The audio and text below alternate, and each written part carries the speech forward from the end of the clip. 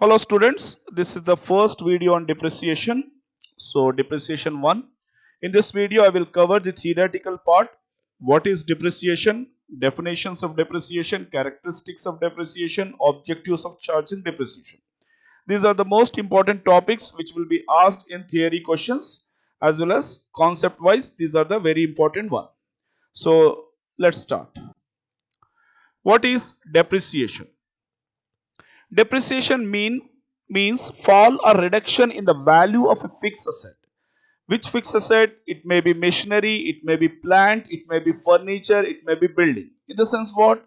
Decrease in the value of these assets is called as depreciation. Why the decrease or fall will take place in the value of fixed assets? Due to usage, due to passage of time, due to wear and tear, due to technological changes. So, whenever there is a decrease or fall takes place in the value of a fixed asset, that will be called as depreciation. I hope you understood what is depreciation and what are the reasons for depreciation. Next topic is definitions of depreciation. When you talk about the definitions of depreciation, first definition is depreciation may be defined as the permanent and continuous diminution in the quality or quantity or value of an asset. In the sense, decrease in the value of asset with regards to quality, with regards to quantity is called as depreciation. According to Carter, a gradual and permanent decrease in the value of an asset from any cause, any reason, the gradual and permanent decrease in the value of asset, that is fixed asset, is called as depreciation.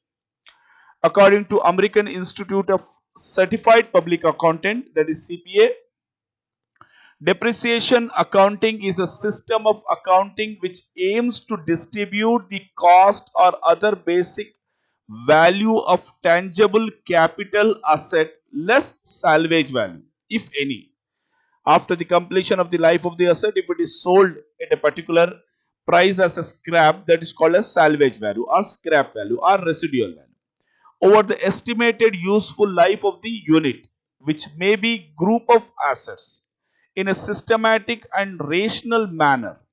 It is a process of allocation, not of valuation. Depreciation for the year is portion of the total charge under such a system that is allocated to that year. In the sense what?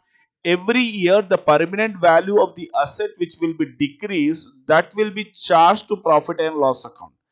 That value is termed as depreciation. So according to these definitions, even the decrease in the value of asset is called as depreciation.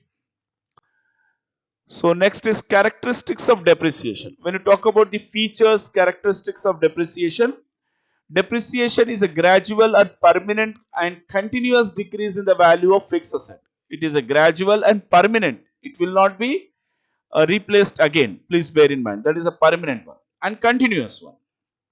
Depreciation is a process of allocation of the cost to the period of its life and not as valuation of fixed asset. It is allocation of its cost to profit and loss account, right? Depreciation is not a substitute for repairs, but it is provided for addition to the repairs and maintenance. See, don't get confused. Depreciation is a decrease in the value of asset.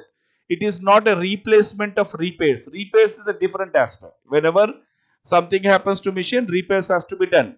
But regular or permanent fall in the value of asset is called as depreciation. Both are different. Depreciation arises due to the use of an asset in productive activity. Whenever we use the asset for the productive purpose, we charge depreciation, right? Depreciation is based on cost of the asset and not on the market value of the asset. Please bear in mind, depreciation is always charged on the cost of the asset, not on the market value. This is very important concept. Depreciation is charged in respect of fixed asset. Only fixed assets are allowed as depreciation, not other assets, no current assets, right? Depreciation is charged against profit. It is a charge against profit. Please bear in mind. In the sense, we will debit to profit and loss account and we decrease our profit, whereby we can reduce our income tax also. So that is called as charge against profit. The total depreciation of an asset cannot exceed its depreciation value, that is cost less scrap value. So depreciation amount cannot increase the cost, right? Because cost itself will be converted into depreciation and will be recovered by charging to P&L account. This is the concept, right? I hope I made you understand this characteristic. This is the most important reasons or objectives of charging depreciation.